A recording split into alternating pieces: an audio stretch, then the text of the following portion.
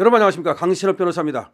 홍장원 메모, 그 속의 글씨가 홍장원 글씨가 아닌 것으로 밝혀졌습니다.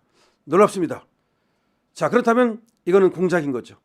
누군가 홍장원이 쓴 것처럼 꾸며서 다른 사람이 써고, 그리고 홍장원이 여인영한테 받은 것처럼, 윤석열 대통령한테 체포 지시를 받은 것처럼 이렇게 꾸며서 대통령을 끌어내리려는 내란 공작, 이 확인되는 순간입니다. 자, 보도가 나왔습니다. 홍장원 메모 필체가 민주당의 박선원의 필체다. 필적 감정 결과입니다. 자, 이것이 지금 보도가 됐는데요. 먼저 내용을 보고서 필적을 보겠습니다. 더 퍼블릭이 보도하고 있습니다.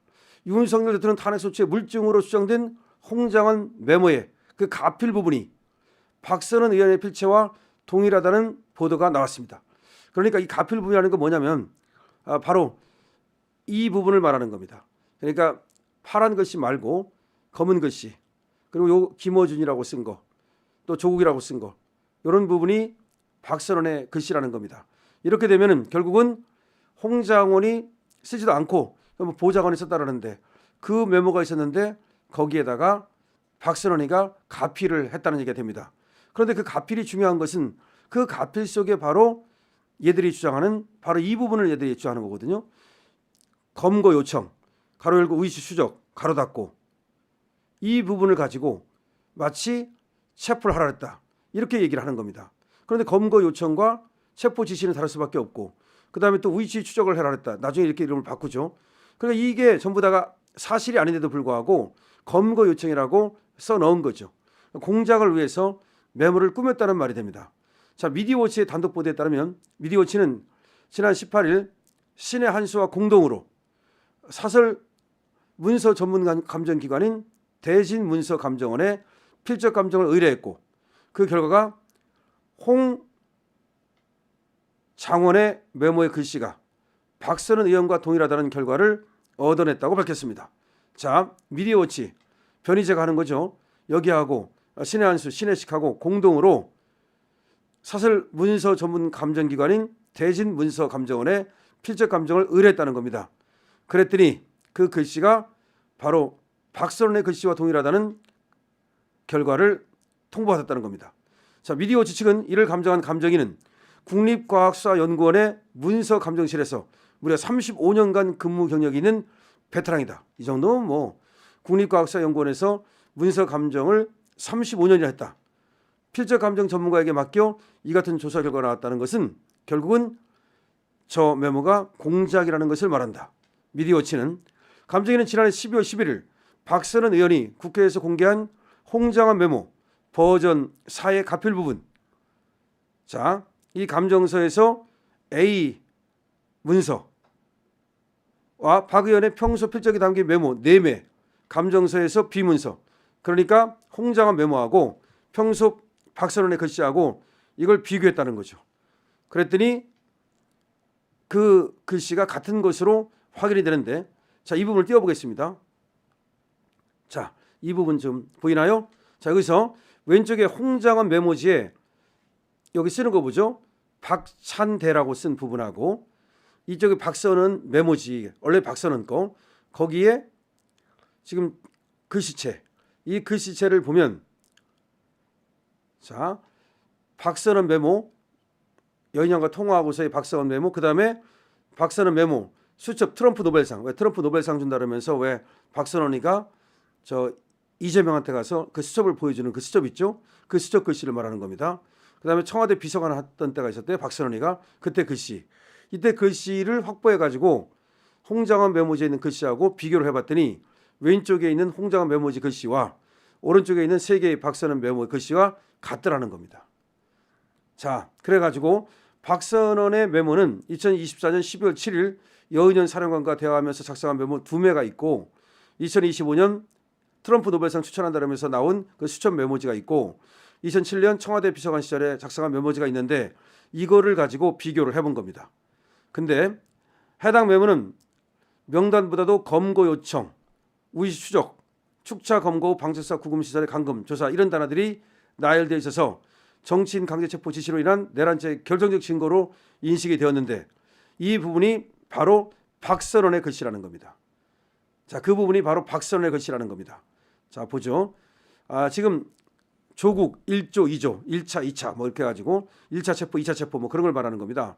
그 다음에 지금 요 글씨하고 그 다음에 상단 부분은 지금 박선원 메모라고 그러는 거, 홍장원 메모라고 그러는 거 그걸 말하는 거고, 밑에 부분은 평소 그 박선원의 글씨하고 이걸 비교해 봤더니 이 대진문사감정원에서 글씨가 같다라고 얘기한다는 겁니다. 필적을 비교한 결과 그 감정서는 4쪽에 걸쳐서 나오는데 동일한 필적으로 추정된다, 이렇게 얘기를 했다는 겁니다.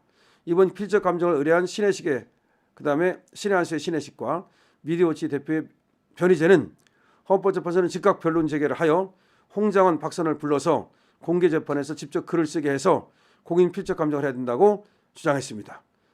변론 제기를 해야 됩니다. 내일 끝내면 안 됩니다. 이에 미디어워치는 이들은 필적 감정 자료를 서울구치소 윤석열 대통령에게 송달했다고 설명했습니다. 자, 다시 말합니다.